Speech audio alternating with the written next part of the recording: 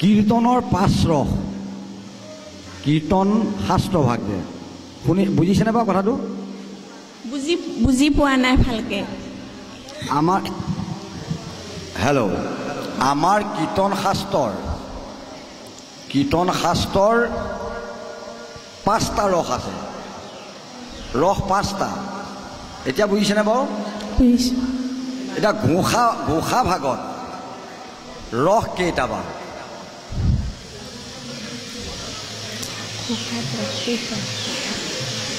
কীৰ্তনৰ ৰস আমি 5টা পাইছোঁ ঘোষাৰ ৰস কেইটা ৰস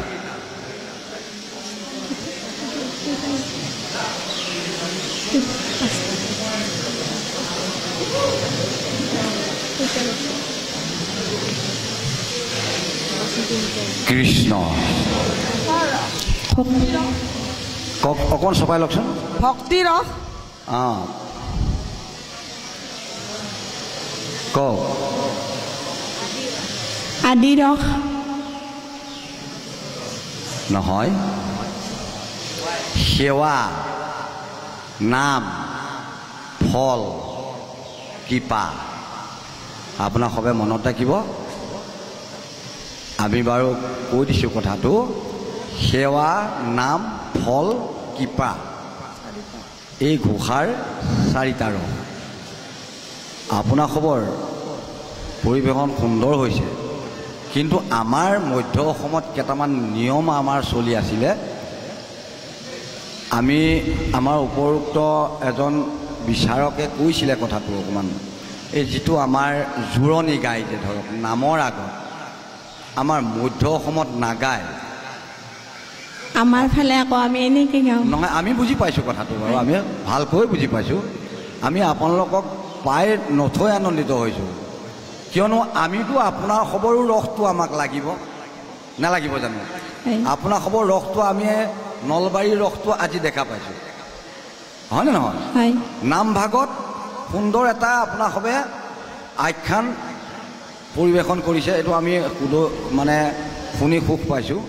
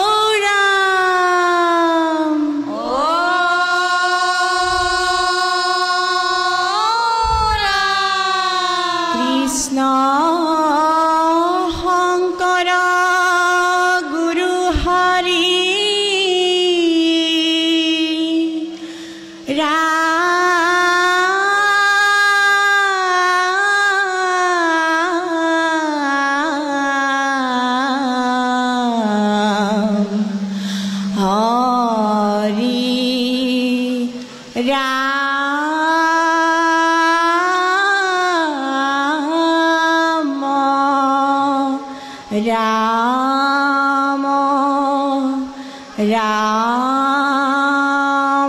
राम कृष्ण रजा दशरथ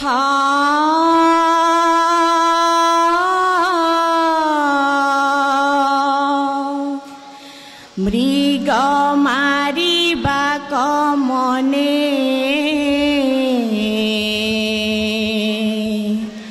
सन्ध्या काले चली गइल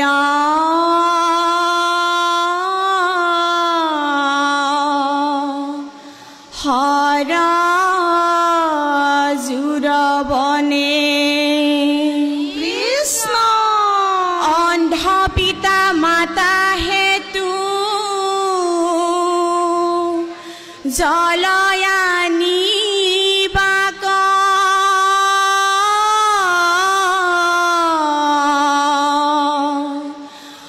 चली गइल हिंदू मुनि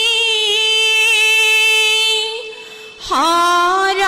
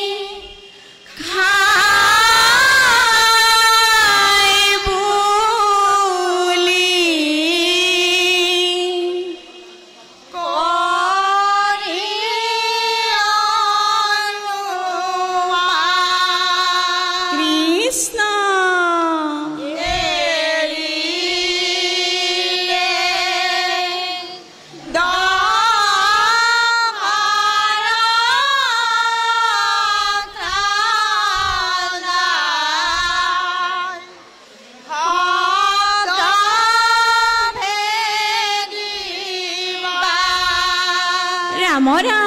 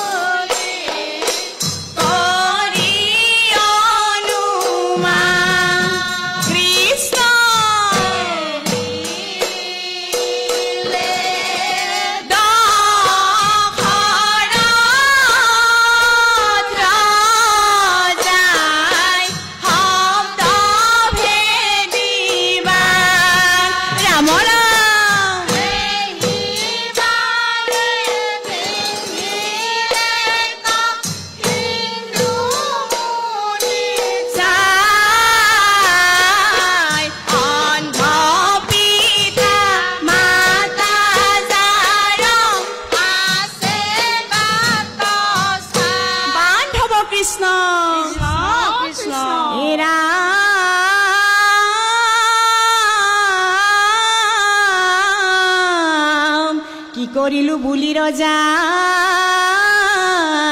নাপাই ভাবি গুণী চলি গয়া বনে লয়া মৰা সিন্ধু মুনি পুত্ৰ আখিল বুলি বোলে অন্ধ মুনি অত বেলি কি কৰিলি নয়নৰে মণি কৃষ্ণ কৃষ্ণ ৰাম হেন দেখি ৰাজায়াতি হোকাকুল ভৈলা ও মৰা সিন্ধুক ভূমিত থয়া বুলি বাক লৈলা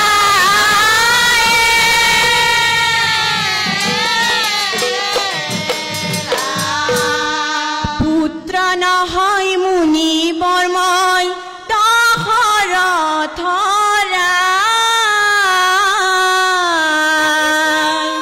অ শব্দ ভেদি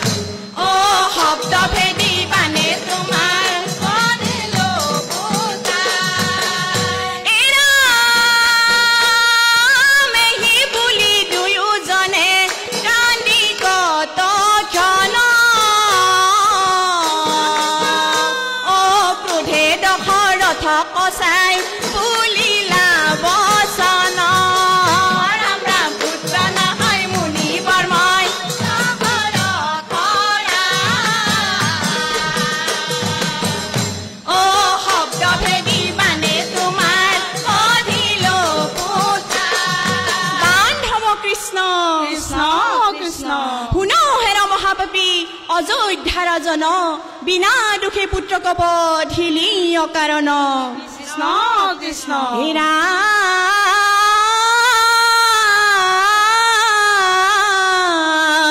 পুত্ৰক যে বধিয়া যেন দিলি তই তাপ তোকো তেনে দিলো মই নিদাৰুণ সাপ কৃষ্ণ এই নাম আমি দুয়ো মৰো যেন পুত্ৰ শোক হেলে অ মৰিবি তয়ো পুত্ৰ শোক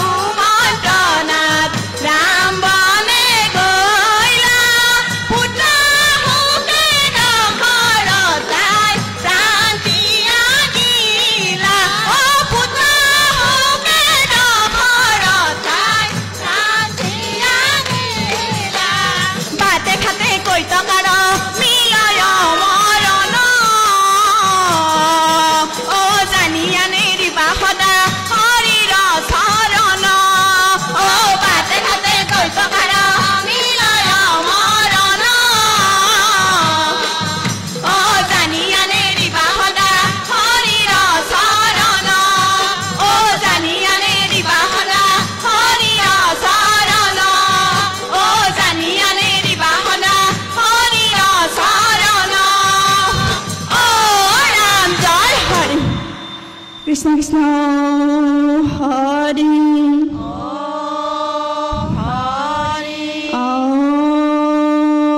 ৰাম কৃষ্ণ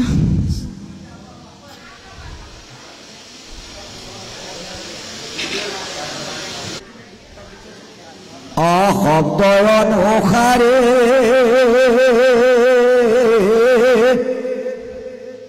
অমিগ মাৰি ফুৰে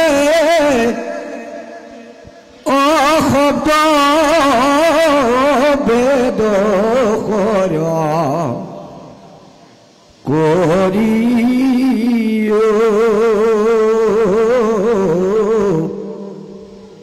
সৰজুৰ বনতে ৰাজা দশৰথে হাতে নহৰ ধৰি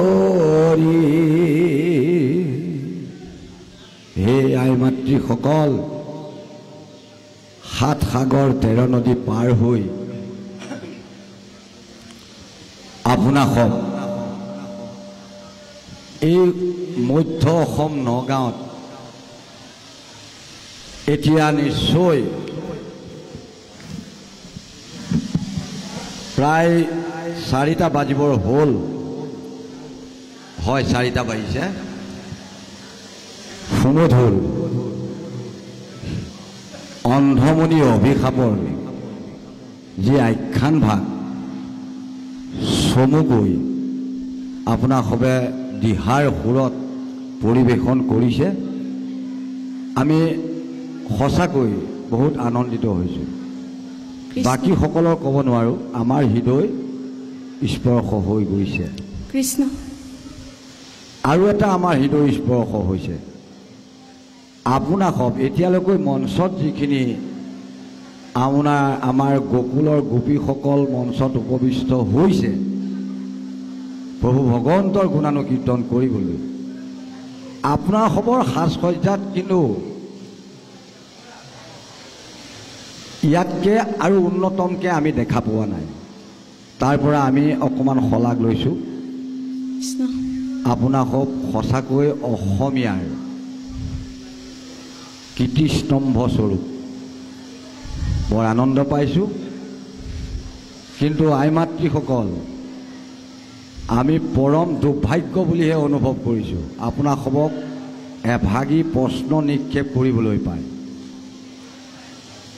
কথা হ'ল মঞ্চত উপবিষ্ট কৰাই আপোনাক সবক এনেকৈ প্ৰশ্ন নিক্ষেপ কৰাৰ আমাৰ সাহসিকতা নাই। কিন্তু কথা হ'ল আমাৰ হাত দুখন বান্ধি থৈছে উদ্যোক্তাসকলে। আমিতো আপোনাক সবক প্ৰশ্নভাগ কৰিবই লাগিব। আৰু আপোনাক হ'ব তাৰ বিনিময়ত উদ্যোক্তাসকলে 20 নম্বৰ দি থৈছে, 4জন বিচাৰকক 5-5 কৰি। আপোনাক হ'ব লাভৰ কাৰণে আমি প্ৰশ্নভাগ আপোনাক সবক উপবিষ্ট কৰিম। আপোনাক সবে সদুত্তৰ যদি দিয়ে তেতিয়াহ'লে আপোনাক সবে চিধা ইয়াত 19 নম্বৰ নাহে, 20 নম্বৰে পাব। এতিয়া আমি জানো কেনেকৈ আপোনাক সবক বুজাম আমি ক'ব নোৱাৰোঁ। আমাৰ ইয়াত কিন্তু যিটো চলি আছে সেইটো মতেদি যাম নে আপোনাৰ খবৰ মতেদি যাম, এনেকুৱা এটা আমাৰ দুধুমু লাগি গৈছে। কি তথাপিতো আমি আপোনাৰ সবক ওচৰত সেৱা জনাইছোঁ। জন্মে জন্মান্তৰে প্ৰভু ভগৱন্তই আপোনাক সবক কৃপা কৰক। এনেকৈ প্ৰভু ভগৱন্তৰ গুণানুকীৰ্তন কৰি যাওক। আৰু যদি নাযায় তেতিয়াহ'লে কেইটামান কথা আমাৰ পৰা সুধি পেলাই জানি গ'লে আমি বৰ নথৈ আনন্দিত হ'ম। আৰু আমি আশা কৰিম আপোনালোকক পৰৱৰ্তী এনেকৈ অনুষ্ঠান আমাৰ মধ্য অসমত যাতে আপোনাক সব আহে। একেবাৰে নিৰাশ নকৰিব বাৰু, নহয় জানো? কিন্তু কথাটো কি, আপোনালোকক অতি সুন্দৰ, আপোনালোকক নতুনকৈ পাই আমাৰ হিয়া উঠলি উঠিছে। গতিকে আমি দুআষাৰ ক'লোঁ মঞ্চত আপোনাক সবক বহুৱাই লৈ আপোনাক সবে আমাক অপৰাধ নধৰিব। আপোনাক সব আমাৰ আই মাতৃ, আমাৰ নিজৰ মাতৃতুল্য। গতিকে কৌটি কৌটি আমাৰ অপৰাধ আপোনাক সবে ক্ষমা কৰিব। প্ৰভু ভগৱন্তই আপোনাক সবক কৃপা কৰক। কৃষ্ণ শংকৰ কৃষ্ণ কৃষ্ণ